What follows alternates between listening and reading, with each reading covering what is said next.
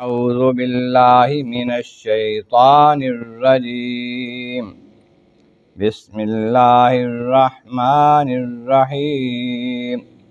والذين كذبوا بآياتنا سنستدرجهم من حيث لا يعلمون وأملي لهم إن كيدي متين. أولم يتفكروا ما بصاحبهم من جنة إن هو إلا نذير مبين.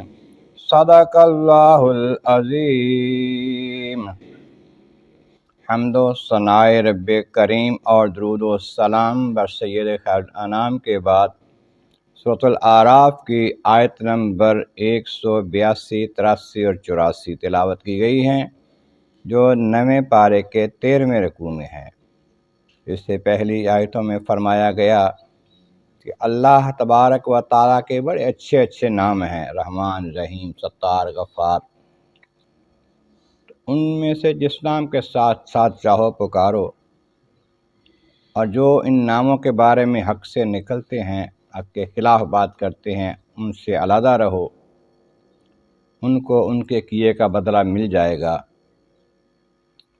اور جو کچھ ہم نے پیدا فرمایا ہے، ان میں سے کچھ ایسے لوگ بھی ہیں جو حق پر چلتے ہیں، حق کی راہ پر چلتے بھی ہیں، چلاتے بھی ہیں، بتاتے ہیں، اور حق کے ساتھ ہی انصاف کرتے ہیں، عدل کرتے ہیں۔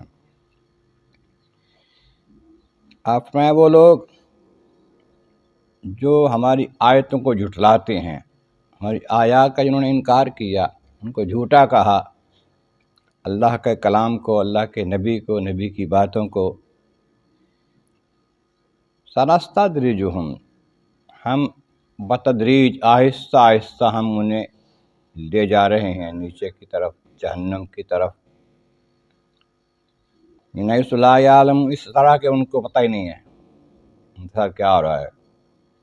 تو اپنے طور پر بڑے خوش ہیں کہ ہم نے نبی کی مخالفت کر کے بڑا میدان مارا ہے، لیکن اس کی وجہ سے وہ جس ذلت کے گڑھے میں جا رہے ہیں نا، آہستہ آہستہ ان کو پتہ نہیں ہے، احساس نہیں ہے اس بات کا۔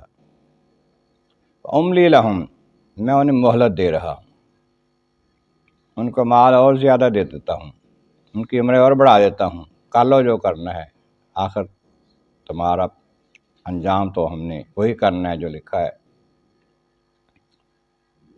ان کیدی متین، بے شک میری چال جو ہے، میری خفیہ تدبیر جو بڑی مضبوط ہے۔ اولم یتفکروا، کیا یہ لوگ غور و فکر نہیں کرتے، توجہ نہیں کرتے؟ نبی کریم رحمت عالمین صلی اللہ علیہ وسلم دن رات قوم کے، امت کے غم میں روتے، دعائیں کرتے، لوگوں کو دعوت حق دیتے، حق کی طرف بلاتے، تو مخالفت کرتے، مارتے، گالیاں دیتے، آپ پھر بھی ان کی بھلائی کے لیے یہ کرتے چلے جاتے۔ لوگوں نے کہا کہ یہ پتہ نہیں دیوانہ ہے بندہ، اتنی سخت سزائیں، اتنی سخت مخالفت کے باوجود بھی یہ وہی بات کرتا چلا جا رہا ہے۔